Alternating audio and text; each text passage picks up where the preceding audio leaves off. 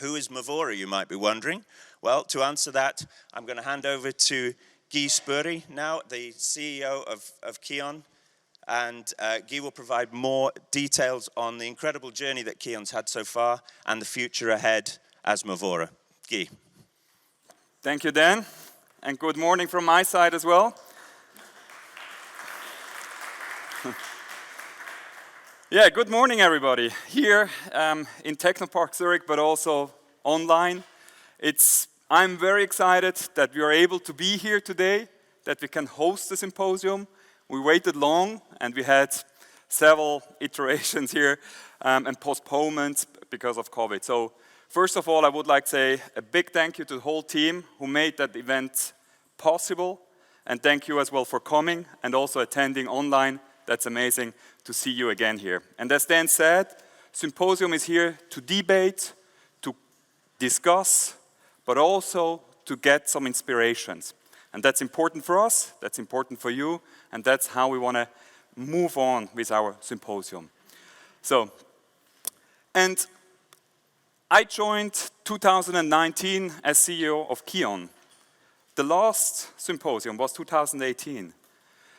So I was never here for a symposium in Zurich. My first symposium was in Boston, and since then a lot of things have happened. So I would like to take you on a little journey right now. What has happened with KYON? What is Movora? Maybe some of you have heard about Vimian. So what has happened in the last couple of years and what we will give you in the future as well as a strong team and a leading company in the veterinary orthopedic field. So I will go into a little, a little journey quickly, different stages, and I will start with the founding of KYON. KYON was founded in 1999 by Slobodan Tepic. His first product he brought to the market was the total hip replacement, and it was the first cementless hip replacement system in the market, together with Professor Pierre Montavon in Zurich. And then later on, in 2004, he invented the TTA, the procedure and the product. That was the original product in the market about TTA. Later on, this product has been copied by many other companies, but that was the first one. So the first part was really, the first stage was the founding and the pioneering from Slobodan.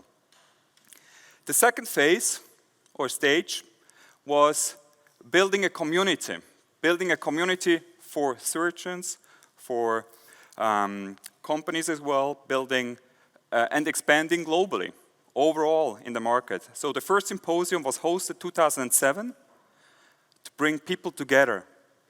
But also then he introduced further products like the Alps fracture system. He opened an office in the US because about 50% of sales was in the US and 50% outside of the US. So that was an important thing to be close to our customers. And then as well, the training facility here in Zurich. Some of you have definitely seen that one. So we have a nice dry lab facility here to do education. And then the third stage, that was, let's say, starting 2019.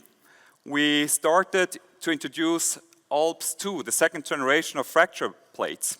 And maybe you know, it's like Alps 2 is anchored by the KYON locking screws. So it's locking screws to be used, but together with the beads, you have polyaxial. You can use it as well as a compression holes with the locking screws, everything with one screw.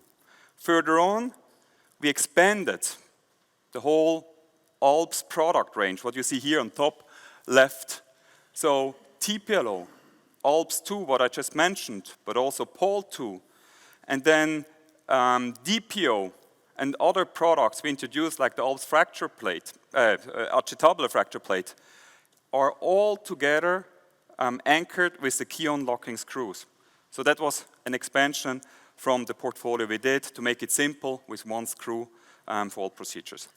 Then we entered 2020. We all know what happened in 2020 with COVID. We canceled all education courses. We canceled all the symposium or postponed the symposium. And it was very uncertain where we go. We had a real up and down there. Our sales were down as well. We don't know where is this going? Where is this leading? But we said, like, we need to be creative, we need to find new ways.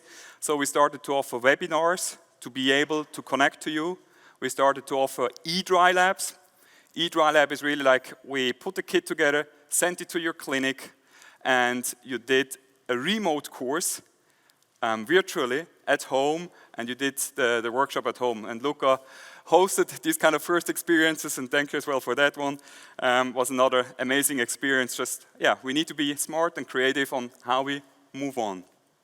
Then we also introduced several information documents for you to help educate pet owners on total hip replacement, on hip dysplasia.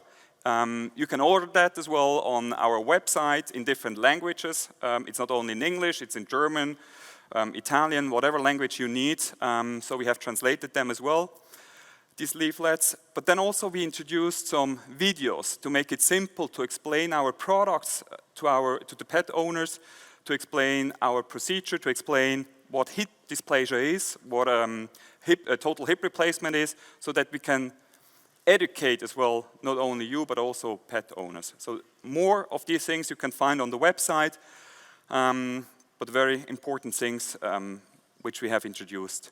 And then an exciting launch was the THR Mini system. A lot of people have waited a long time for that mini system for toy breeds and cats, and I think that was an amazing now introduction into the market. It's a very complex and not simple procedure, but we are very confident, and the first results are very promising, and you will hear later today about this product. The fourth stage, and here just give you an update on what has happened as well outside of products. 2019, Slobodan sold Fidelio to Fidelio. Fidelio Capital is an investment company in Sweden, in Stockholm, and they have been the new owner since 2019. Later on, in 2020, we approached Biometrics, and Biometrics joined our group. So we started to work together with Biometrics. Later on in 2020, in June, VOI, Veterinary Orthopedic Implants, joined our group as well. And together, now, with VOI, Biometrics, and KYON, we are building Movora. And we are building the leading veterinary orthopedic group. And we have the slogan, United in Achieving the Best Veterinary Outcomes. And just recently, we acquired AOVET in France, which is a distributor. And they are now as well part of the Movora group and serving our customers in France with our Movora products. So I will go into details about Movora, what Movora means to you and to us as well. But before I do that, I give a short spotlight on Biometrics and VOI. Here you can see certain products from Biometrics. Biometrics was founded in 1989, 10 years before KYON, and is based in New Jersey in the US. And the founder and CEO, Chris Sidebottom, is the leader there. And Biometrics is the leader or pioneer in joint replacement, as well, like with KYON together. And they have products, what you can see there, the first cemented hip system, that was the first hip to the market in the vet field, but then also they have the press fit system, they have an ankle system, a knee replacement system, elbow system, and the eye-lock system for fractures, and as well a T-pillow plate. So a lot of things which complements the whole portfolio from us. And then, as mentioned, Veterinary Orthopedic Implants joined the group as well in June 2020, and they're bringing more, they're a very established brand in the US, very well known in the US, and based in St. Augustine in Florida. And their slogan is from cut to close.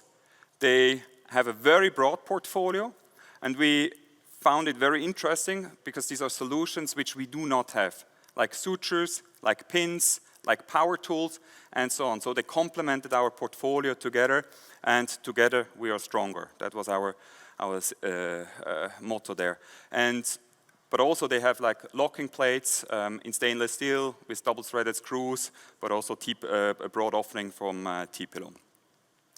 And now we are working all together. We are using our strengths. We are using our pioneering approach with biometrics, KYON, and VUI, and we offer more solutions to you. So Movora, in summary, we have like a combined experience of over 80 years with all three companies together, and we have one of the broadest portfolio in the market. We have a high dedication and commitment to educate you, so we do more than 80 labs per year altogether, and our overarching goal is to provide you the best customer service. We want to be the partner for you and the dedicated partner for you in the future. So that's our main goal, what we want to do. So what is coming from our side? What can you expect from us? And there's three key pillars. The first thing is what I just mentioned, is customer experience. The second thing is education. And the third thing is innovation. I'll just quickly give you a few examples about that, and I start with customer experience. And we say like Movora is closer to you with more up our sleeves. So we will have in the future more local and friendly sales teams, customer service and sales teams for optimal support of your clinic. We just had, in the Nordic country as an example, Katarina Sandberg, a passionate salesperson who is supporting all Nordic countries. We have Canada, just opened an office, a Movora office. We have started with France, what I mentioned before, with AOVET, but also we have a new legal entity over a year now in Japan. We have 3 passionate people there who are driving the business and supporting our customers in Japan with Seiichi, Keisuke, and Koichi. So very exciting to have that. We ensure as well that you have success every day with our support, with our service, but also with our mentoring. We want to be close to you, we want to support you, and please tell us as well what you need. We want to listen to you, and for that we have the Symposium as well to listen to you. And the third thing, we have now an online store, will be launched now on the 1st of October for KYON products, and then later on it will be launched for all Movora products. So you can go online, you can search our products, and you can order. And it's a really easy and efficient way of ordering our products. So a lot of effort has been put into that. The second pillar I mentioned is education. So we want to continue to deliver you efficient education, and that means now we will do e-learning, but also hands-on. Hands-on is not replaceable. We need to do hands-on workshops, but also combined with e-learning modules. So we have a new learning management system which you can use, which you can educate, which you can give to the tech people, you can give to every surgeon around, and then come to our dedicated education centers in the US or here in Switzerland, or we go more and more locally and have more and more education sites. So we're investing in more education sites as well. And then, as we do today, we contribute to our community. We do the KYON Symposium. Dan mentioned before, we do the Movora Orthopedic Symposium next year in Las Vegas, so we continue to do all these things. And then the third pillar, innovation, and I think a very critical one. KYON has it in its blood, this pioneering approach. We continue to innovate for you. With now the combined strengths we have with biometrics, KYON, and VUI, we will develop further, better products in the future in shorter time. We have more resources, we have more financial investment capabilities, so we do and bring more products into the market. But we need you as well to give inputs to these product developments. So we pull together groups as well. We want to hear your thoughts, and we want to listen to you, what you have in your mind, what you need. And we continue to deliver highest quality products. And our ambition is really to introduce new technologies to the market, and especially to the veterinary market. And we just invested into a 3D printer in New Jersey so that we can do new production of our products, but also custom-made implants.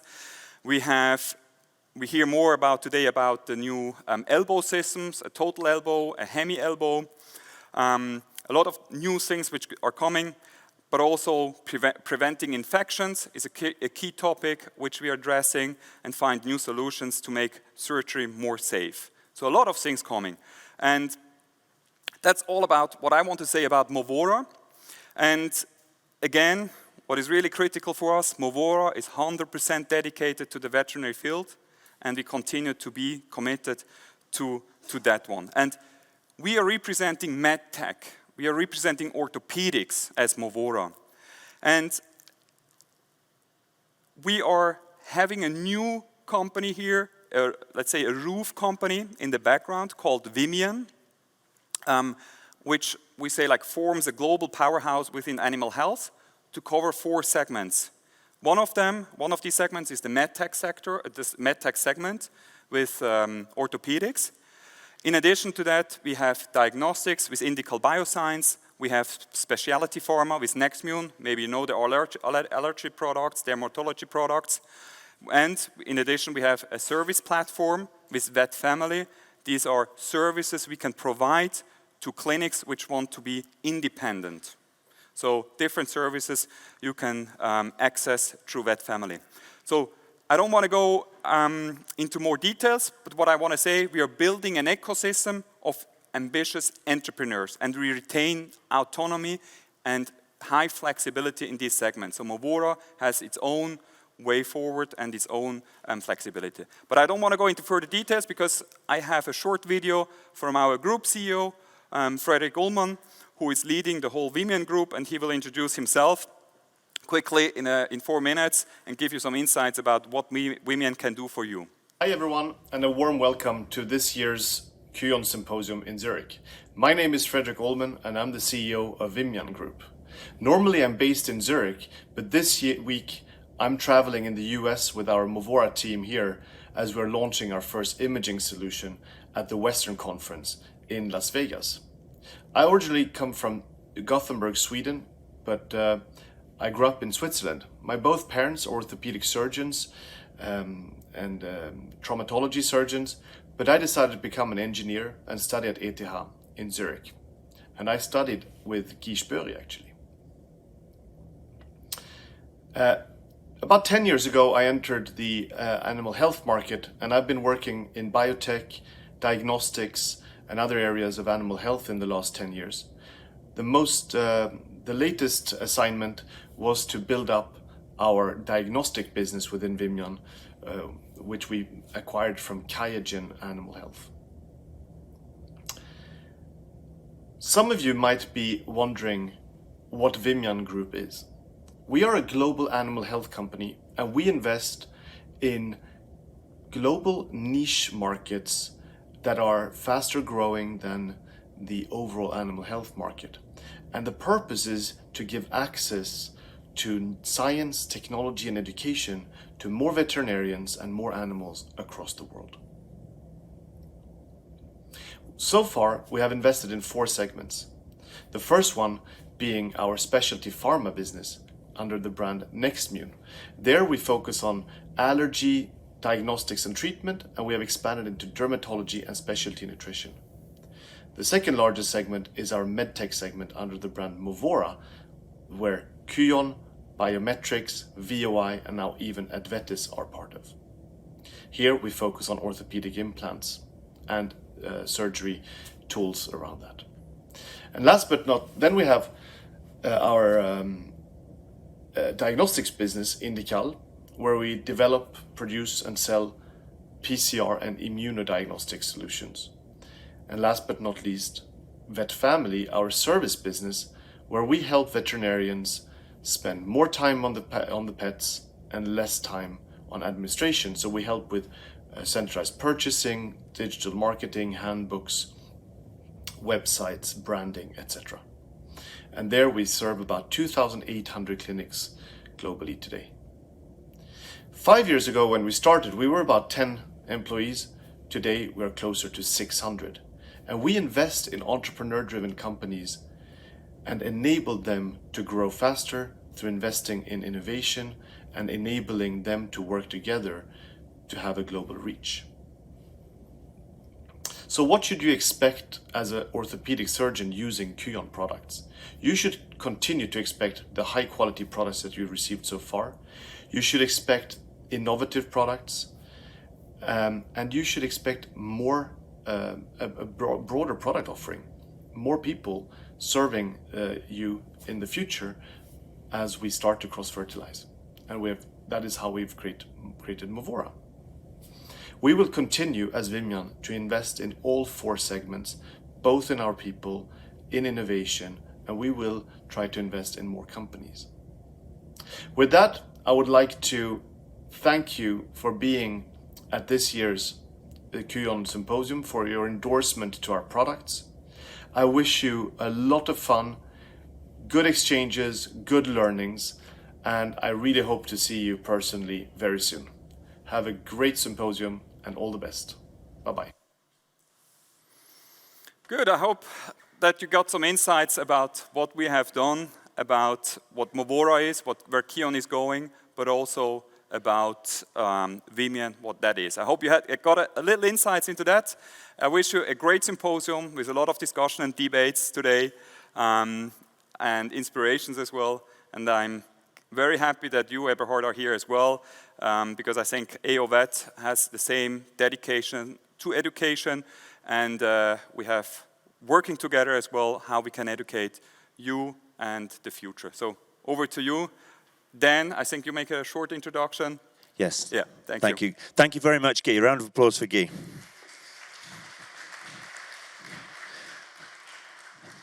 Thank you so much. We do have to stick to the schedule pretty tightly, obviously, for all our remote login people, if somebody needs to try and catch a particular talk. So we have about 5 minutes for changeover. Are there any questions that we might want to ask Guy, because we have about 5 minutes now before our next speaker? I know, one from myself, I know one of the things that we've spoken about has been the fact that KYON in the past has had a very family feel, and the relationship between KYON and the customers is very important to our customers.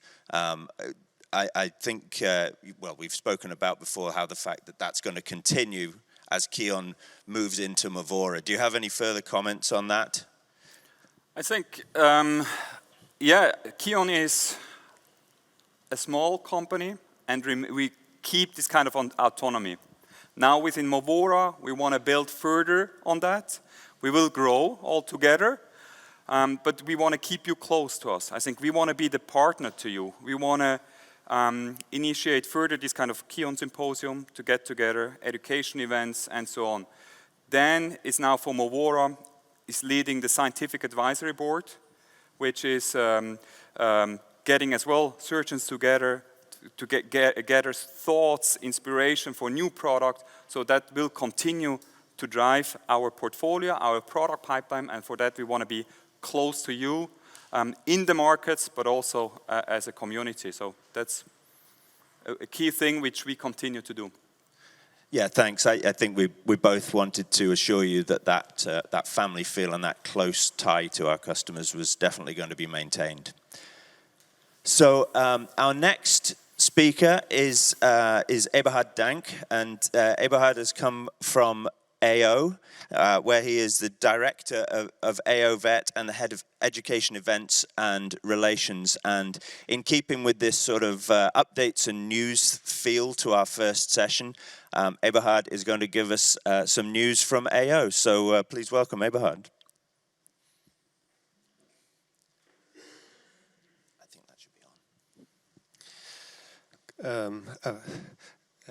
Thank you very much, and a very warm welcome also from my side.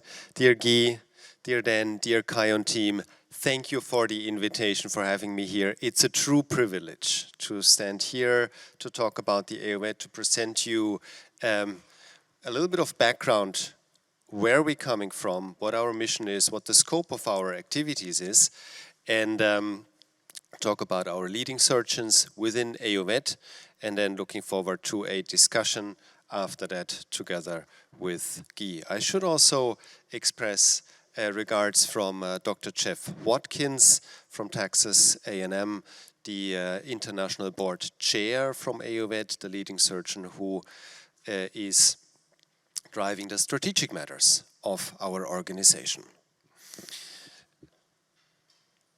AOVET is an independent non-for-profit organization which is basically a global network of surgeons, scientists, other professionals who are specialized in the field of veterinary surgery of the musculoskeletal system.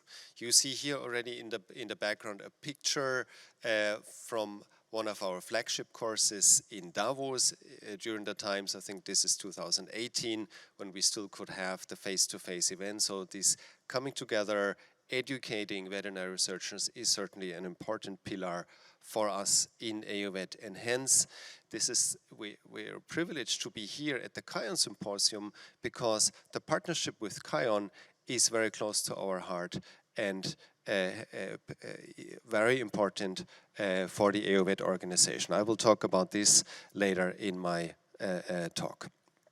AOVET is also part of the AO Foundation, an organization which was founded more than 60 years ago, back in Davos, from 13 visionary surgeons.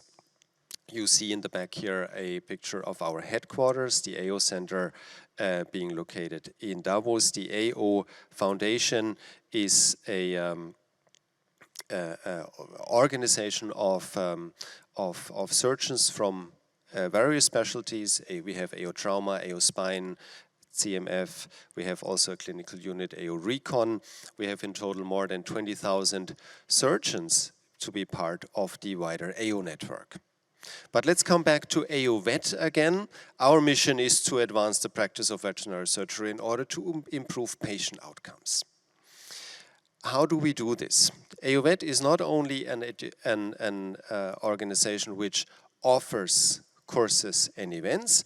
AOVET is an organization which understands itself as a community of veterinary surgeons. We engage volunteer surgeons also in various functions. We have here outlined a typical journey of a surgeon through different offerings which we provide as AOVET. We have a network of about 20,000 friends of AOVET, so people who are associated, who have who follow us on social media, where we can reach out to. On an annual basis, we educate in normal times about 2,500 surgeons around the world. During COVID, this was up to 15,000 with our online activities. We have a membership. I will talk about all these stages in more detail. We have a membership. You can purchase an AOVET membership and you have several privileges. We have about 1,700 members in our community. Then our volunteer contributors are, for example, the AOVET faculty who we engage at our educational events. We have about 200 trained faculty around the world. We offer our faculty a dedicated training program of several stages to prepare them how to teach the AOVET principles. And then the stage of the AOVET officers, those are our boards and commissions who really decide and drive the strategic matters and the directions where the organization is going to. So in the next couple of minutes, I will focus on several stages here through that journey, and I will start with education, which is certainly the most important pillar of what we are doing. In normal years, we do around 50 hands-on practicals events around the world. Excuse me, please. We teach around 2,500 surgeons through engaging our faculty. We have a very clear established curriculum, which starts with basic principles, advanced and then master level events. AOVET, important, we teach principles and methods and not products. During the pandemic, we had, as all the other organizations, shifted our educational activities towards the online space. We have offered roughly 70 webinars. We have engaged almost 13,000 participants during these, and more than 90 hours content delivered in several languages. And importantly, we have started to develop full online courses. For example, our Davos courses, the flagship event. I showed you the picture on the first slide from the face-to-face participation. We have turned into an online course about on master level about joint-related diseases, old myths and new truths. Stefan Scharvogel, sitting here in the room, was the leading course chair driving this. We had here 100 online participants, 14 faculty, and about 20 hours of content provided. What's the future direction of AOVET and what we are offering? Clearly, we want to re-establish our face-to-face events around the world, because just like Guy, we absolutely are convinced online will not fully replace the face-to-face events. The practicals will remain an important pillar of everything what we are doing in AOVET. At the same time, we want to further develop our online delivery strategy, continue to offer free webinars from our subject matter experts, but also specialized courses to further provide detailed content. We want to foster our web webinars. We want to use our online resources. In the AO, we provide, for example, surgery reference as a great online reference tool. We have other recorded webinars and everything which you can download and use as a community. We want to further continue to curate our standard curricula, further develop new curricula, continue to develop our faculty community, and we have also a fellowship program which we want to grow in the future. The Davos courses, our flagship event, we hope that we can have it face-to-face this year in December back in Davos. We usually offer a small animal related course, and this year as well an equine course. This year's title is Back to the Future, Cutting Edge Technologies in Small Animal Orthopedics. We have a couple of people here in the room. Stefan, for example, you will be again one of the course chairs. Alessandro Piras, Julien Cabassou and Philipp Schmierer will be here involved as the chairs. For the AO, the industry partnership is important, it is crucial, it is built on mutual respect.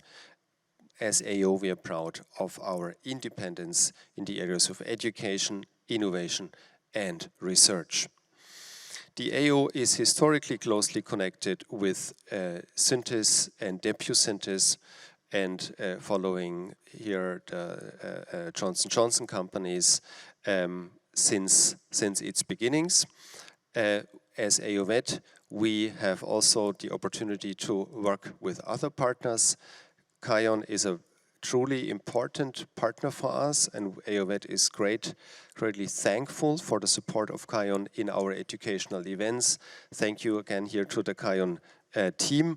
KYON supports AOVET primarily in the area of master level courses, especially in the area of TPLO and toy breed. Next year we have on the books face-to-face courses in Lisbon and in Singapore. Hopefully those can be conducted given that the COVID rules will allow that. AOVET is also a network of members. We have about 1,700 members signed up and using the privileges which we are offering as an organization, such as online tools, such as fellowships, such as research opportunities. Those are dedicated for our paying AOVET members. We have an app, MyAO, that's a platform for our virtual community. It provides personalized content, case discussions, reading collections. Here is the QR code where you can download this app and take a look. AOVET is a surgeon-led organization. This is here a picture of our international board. I've referenced Jeff Watkins already as the chairperson of that board. Otherwise, the board is composed of the regional board chairs from Asia Pacific, Chris Riggs, Europe and Southern Africa, Toby Gamble from the UK, Jose Garcia Lopez for North America, and Thomas Guerrero sitting here in the room responsible for our Latin America region. We have also commissions. The commissions determine how we do the things. For example, the Education Commission is chaired by Dr. Mark Light from Australia. We have here also in the room Tobias Hövekamp, who is the Education Commission manager on staff side. Thank you, Tobias, for your great support also. We have Bruno Perrone from Italy leading our Community Development Commission. They take care of everything what is interacting and building the community. We have Ken Johnson from Australia taking care of R&D, and Mike Kowaleski, Technical Commission, who are taking care of the development of new products. We have a whole range of officers and board members of all of these, showing here the names. A couple of people have newly been elected. Stefan Scharvogel, for example, being now part of the European board and of our community, of our Education Commission. I would like to thank all the AOVET volunteer contributors and officers for their services, for their dedication, and I would like to thank KYON for its great support and partnership which is offered in our joint activities. I'm happy to answer questions in the discussion round in the next stage of the event. Thank you so much.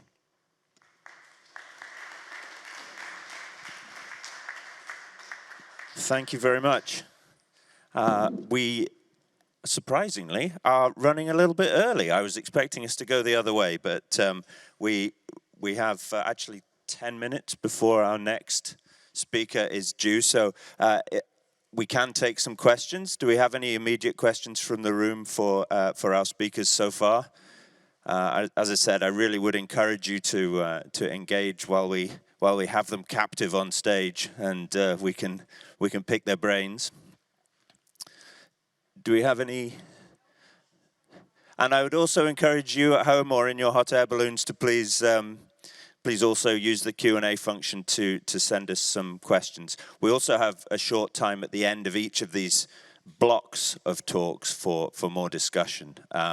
So one thing that certainly stood out to me from your talk was the fact that we're running parallel journeys, really. Education's obviously extremely important to KYON and to Movora, and I think there's definitely opportunities, as we've spoken about, for us to partner and AO to provide the principles, the education on principles, and for KYON and Movora companies to provide more product-specific education. But you also mentioned the fellowship that you were setting up. Are you able to comment any more on the fellowship? Oh, you got one. Yeah, then thank you very much. Fellowship is an area of activity which is an important basis within the entire AO Foundation. Many surgeons have started their AO career, if you wish, their lines of AO activities through a fellowship. Many leading surgeons in all our specialties came into the organization exactly through fellowships. In AOVET, we are offering in our regions dedicated fellowships. We have a dedicated part of funding reserved for this because we believe it's so important to offer that exchange. A fellowship in AOVET is usually structured in a way that we fund a fellow to travel to the location of the fellowship host, and then the fellow can basically work together with the fellow host over a couple of weeks in order to learn, in order to exchange, and often out of this here result relationships which are really one of the important bases of the surgeon community of the AOVET network. Thank you. Yeah, we're also exploring partnerships as Movora with other organizations, and ACVS has just set up a total joint fellowship as well that we're talking to them about. So I think it's really nice to see all the different organizations moving in the same direction, and realizing that what's important to all of us is pretty much the same thing, so we can work together towards that goal. Any questions spring to mind from the audience? A simple question, the 2 courses you have in November, the masters, how do we access those, or how do we go to the website, or what? So thank you very much. Yes, the all AO educational events can be accessed through our website, so aovet.org, for example, and their registration for those events are already open.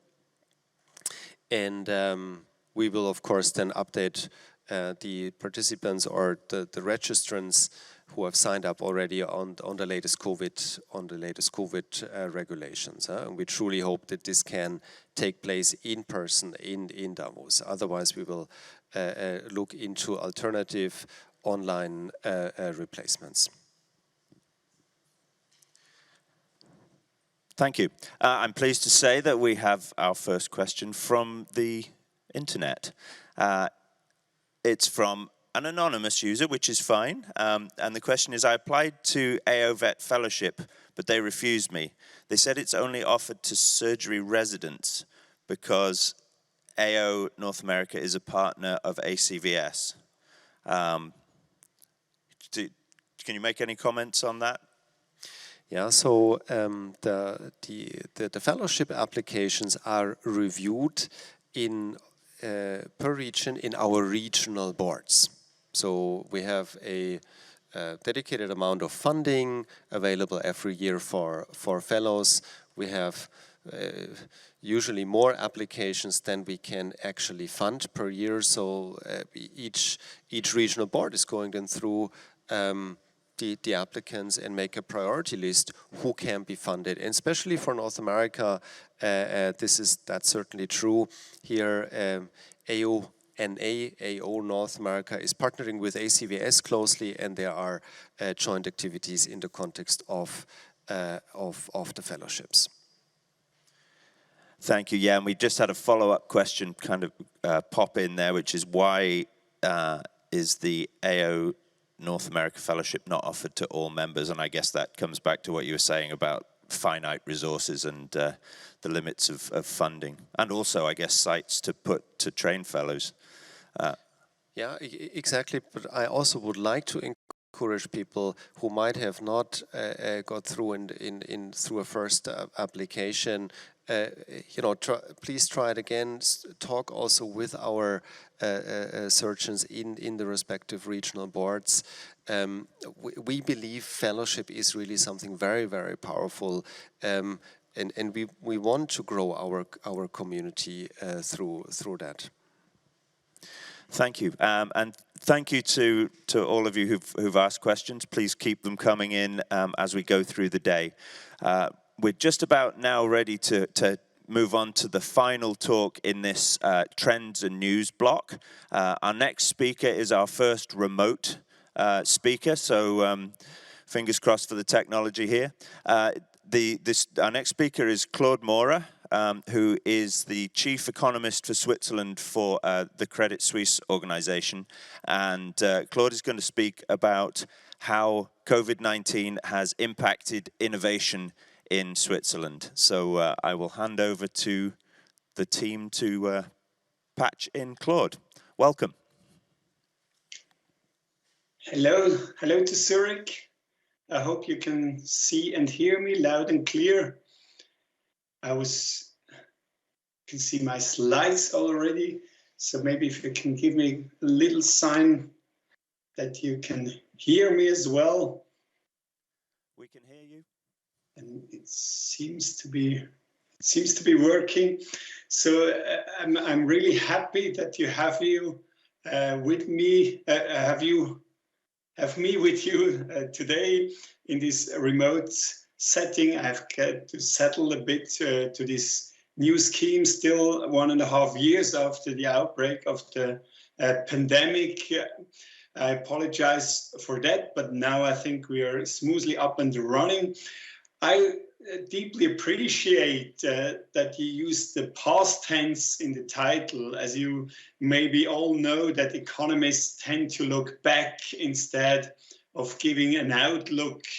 And I wouldn't make much of a difference here. However, I will try to provide in the end also some insights, not only insights, and outline a bit how I see the world post-COVID. But going back into the innovation topic, to me, it's quite clear that the pandemic crisis is kind of a catalyst of existing trends before the crisis. As such, for example, the digitalization is what we call a super trend that has kicked in well before the crisis, but of course has received a very strong boost, as you can see on the second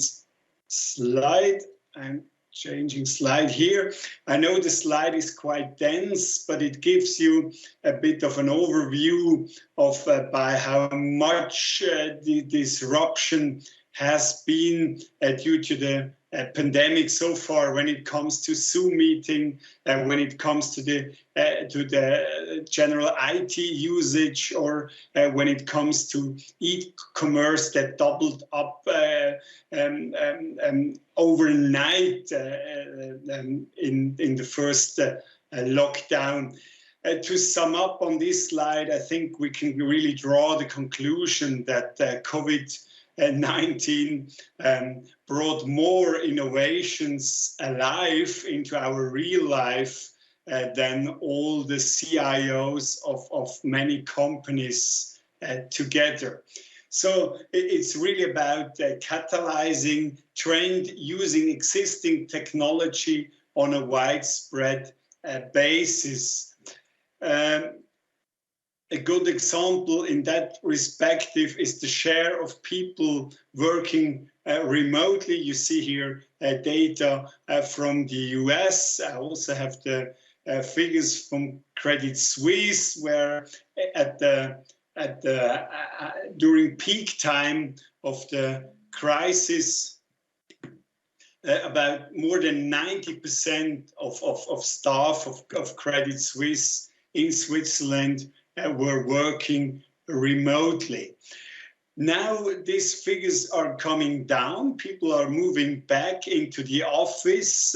And I think here that the world is neither black nor white. So we will end up in a setting that is likely to be like the meeting today, in a hybrid form, meaning that we should preserve a best of the two worlds. For example, when working on a project, when you really have to have your quiet working environment and focus on something, then remote working has its advantages. It's also when it comes to commuting.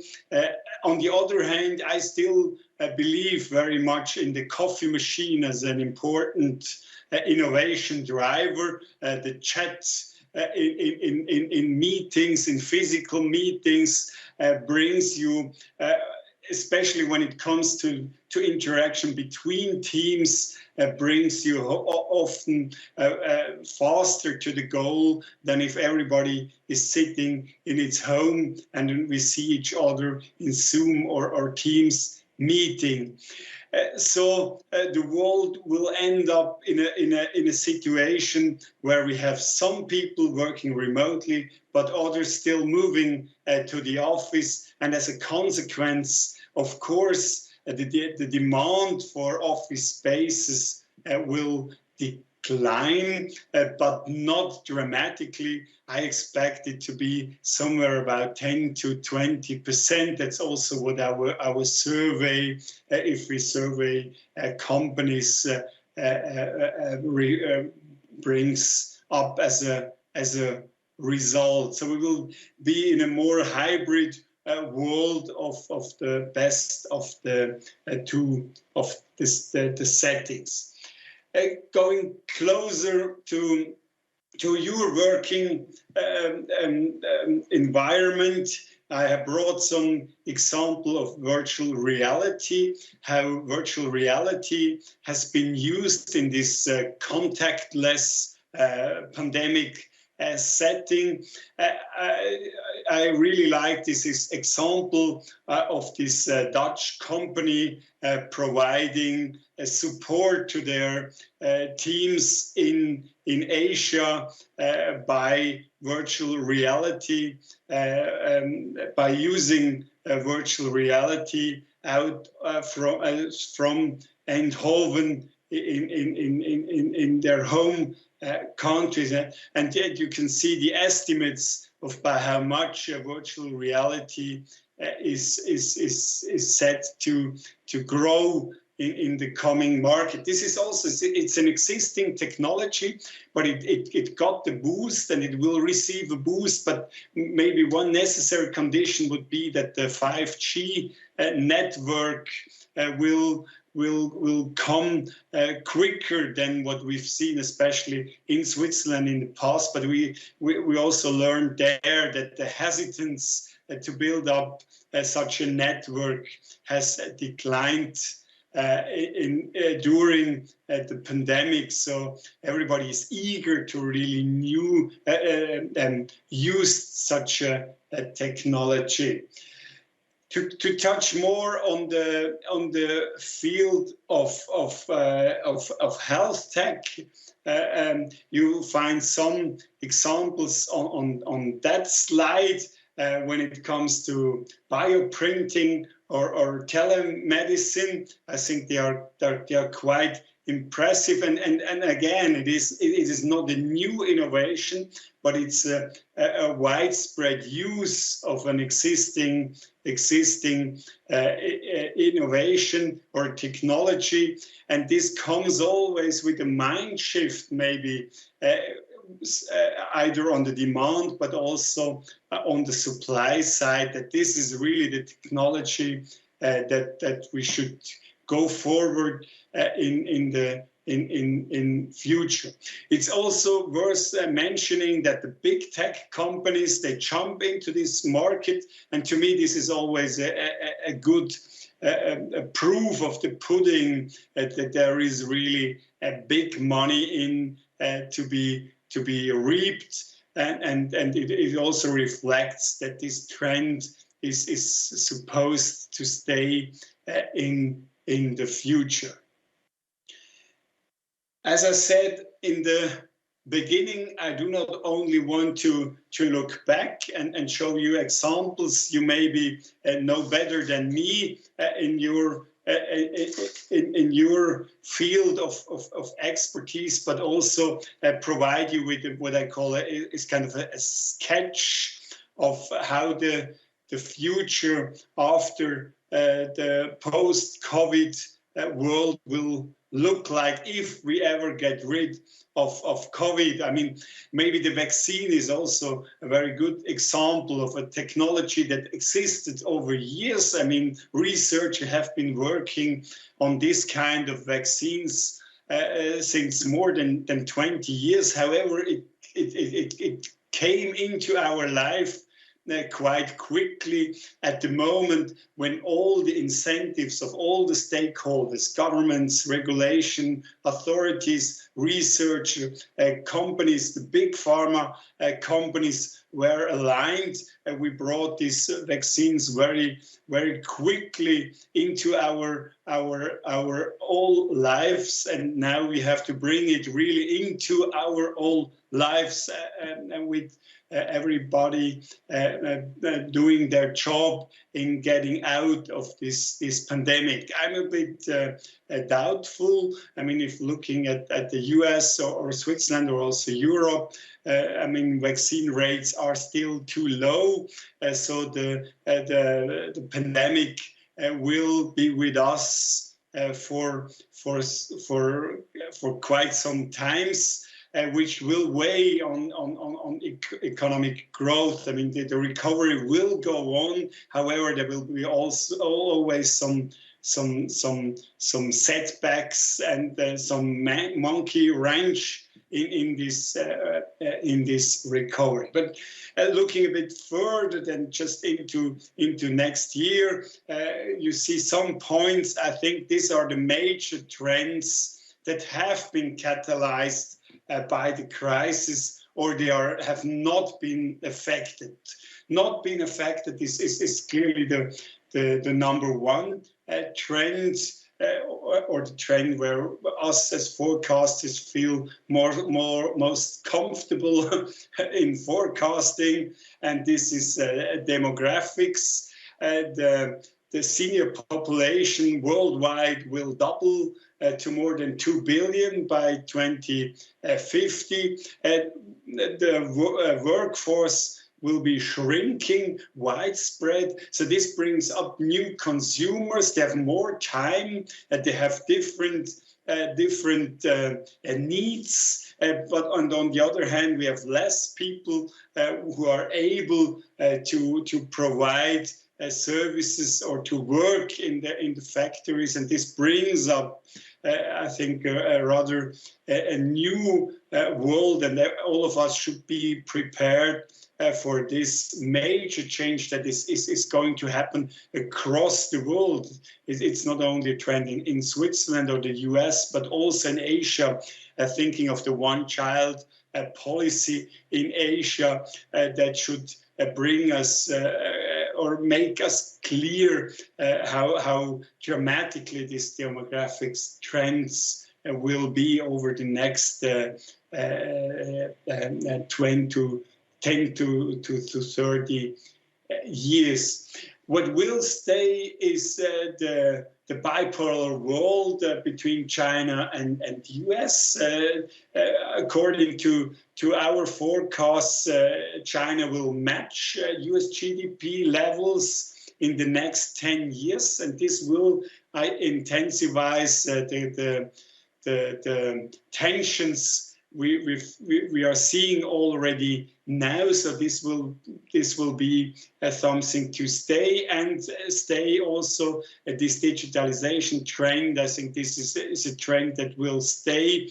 It will even go further in not as big steps than during the pandemic, but we will see further further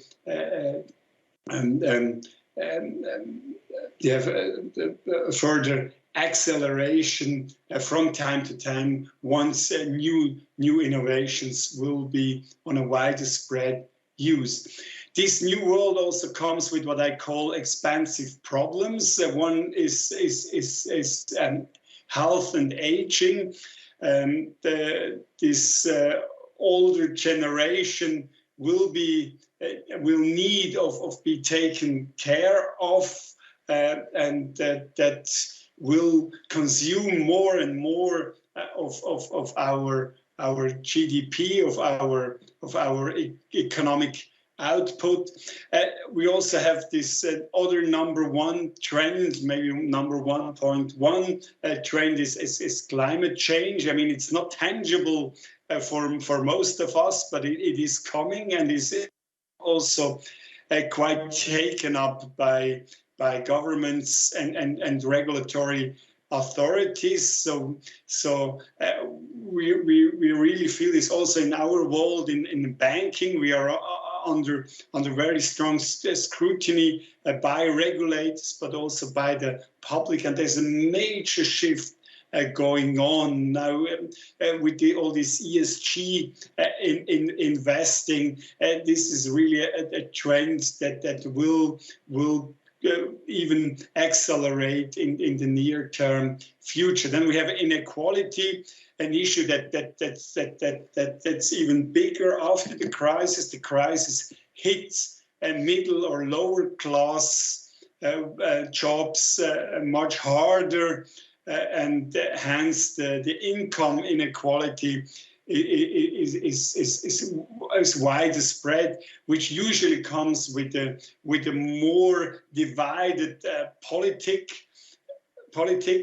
That's what we see clearly in the US. The US has never been that divided than before than today. I think there's only one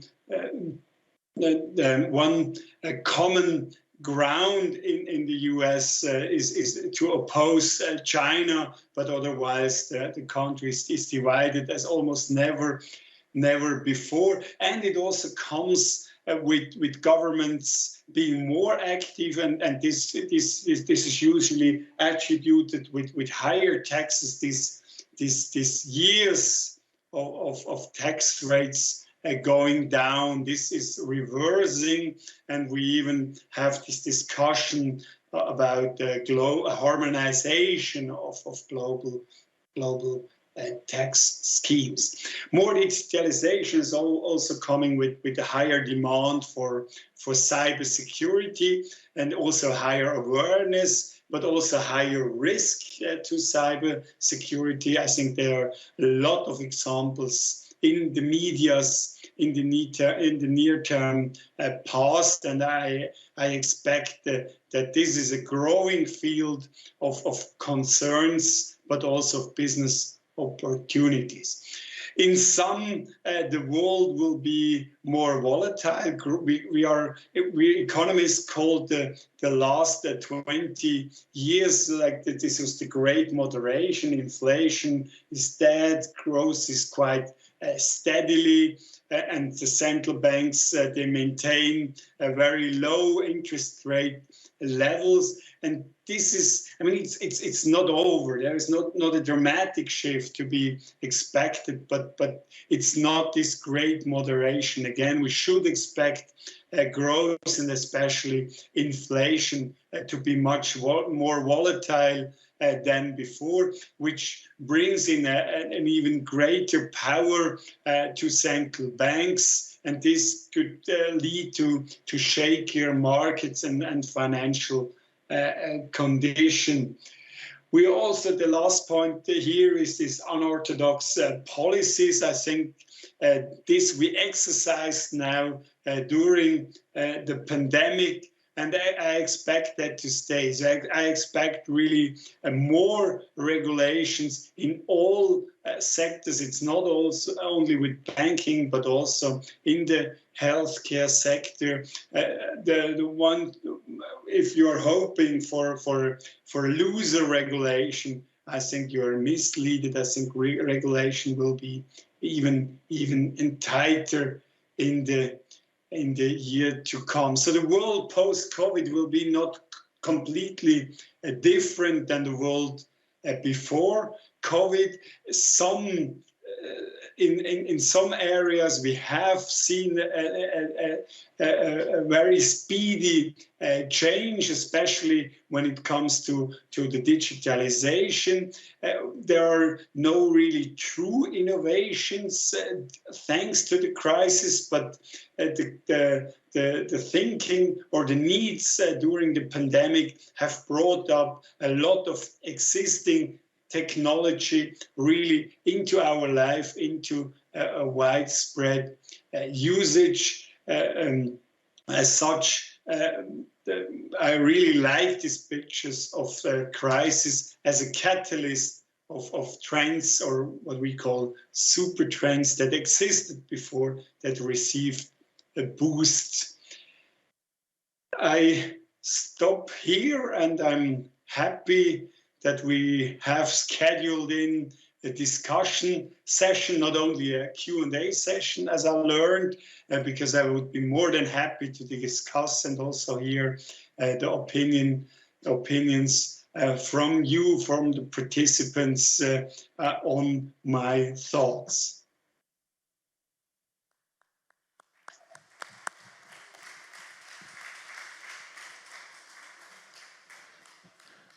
Thank you very much, Claude. That was very interesting from a large scale perspective, and certainly I I was pleasantly surprised that you started off on such a positive note with the good news about digital innovation, Zoom and Logitech and companies like that. I also particularly liked your idea of the coffee machine as an innovation driver. I'm definitely going to take that idea home with me. I think probably from the perspective of the people in this room, we've seen that the pandemic has overall had a very positive effect on the demand for veterinary services, in particular with people staying at home more, acquiring new pets, probably willing to spend more on those pets. Does anybody have any questions for Claude regarding, or comments perhaps, about the environment in veterinary economics? Anything remote? And remote users, please remember to use the Q&A box. Yep, we have a question in the room. Thank you.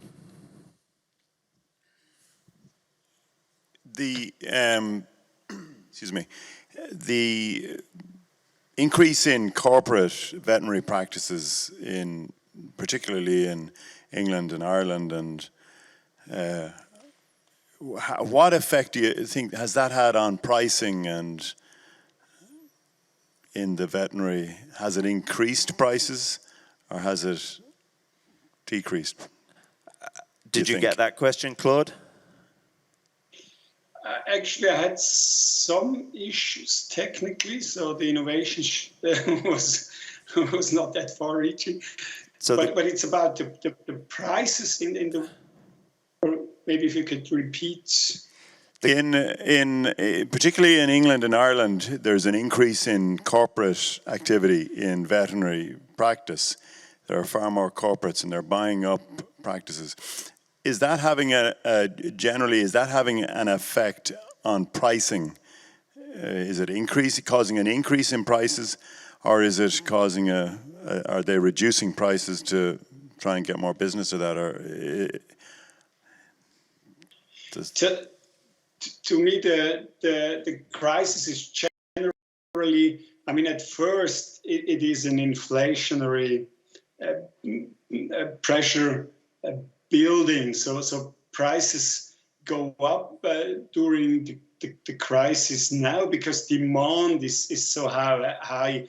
As you said before, we've seen a change in consumer behaviors. I mean, as we are banned, or we have been banned from many services, we started to consume more goods. And sorry about saying that pets are kind of goods in that perspective, but everything that you can buy and bring home and use at home during lockdown have seen an enormous increase owing to this shift in our budget away from the closed services into these products we were allowed to consume. So we have seen an enormous increase in demand.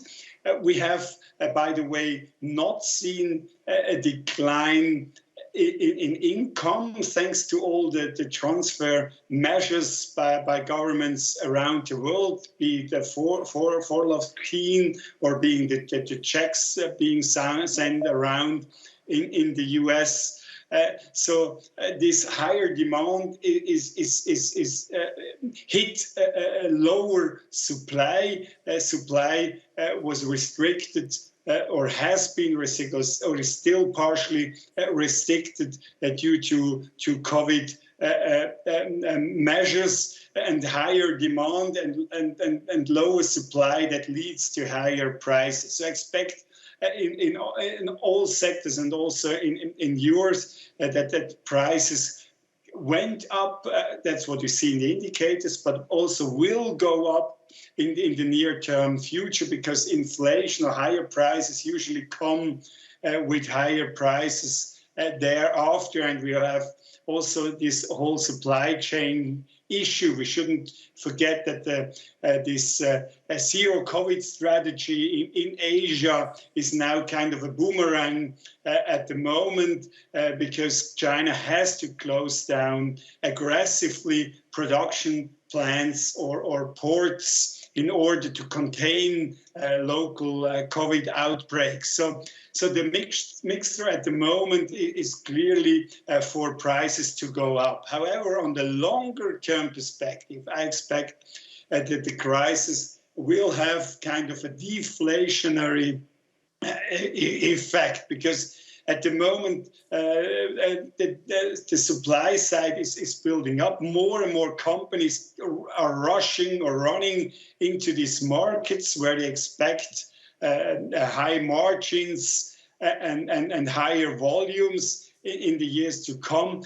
In the meantime, demand will go down. I don't think that you're going to buy 10 more pets in the years to come without more lockdowns. So the demand is running into a saturation, and while the supply is ramping up. So I expect, yes, we will see in the next 1-2 years, we will see higher prices. However, overall, I do not expect this year-long trend to lower prices to be reversed dramatically, also in your industry. Maybe a word what could change is the demographics. I'm not an expert in that field, but I would guess that older people, they tend to have more pets than younger, and especially after retirement. So this could make a difference in demand. However, I think that this rearranging of or normalization in our consumption patterns, this is the more or the dominant trends I would expect after this transient increase in prices, that prices or price pressure to the upside will fade out. Thank you, Claude. We do have one more question that's come in from one of our remote users, and that is about Brexit. And the question is, to what extent is Brexit impacting trade? Are there any early signs? Yeah, I mean, there are many signs. I mean, there's a lot of shortage. Brexit is increasing all these shortages in transport and storage that we anyway have during that time. So that, but in Brexit you can see it quite clearly how what the impact is. In the first stage, prices go up. However, in the second stage, then demand goes down, because if you have to wait for 2 or 3 months for your new bicycle, then you maybe don't buy a new bicycle. So this is what I call this rearrangement of the consumption pattern. This also this has been boosted by Brexit in the UK dramatically. However, the economy is agile, so I expect this negative or these immediate negative effects of the Brexit to fade out over time as transportation or handling companies will ramp up their activities. Thank you very much.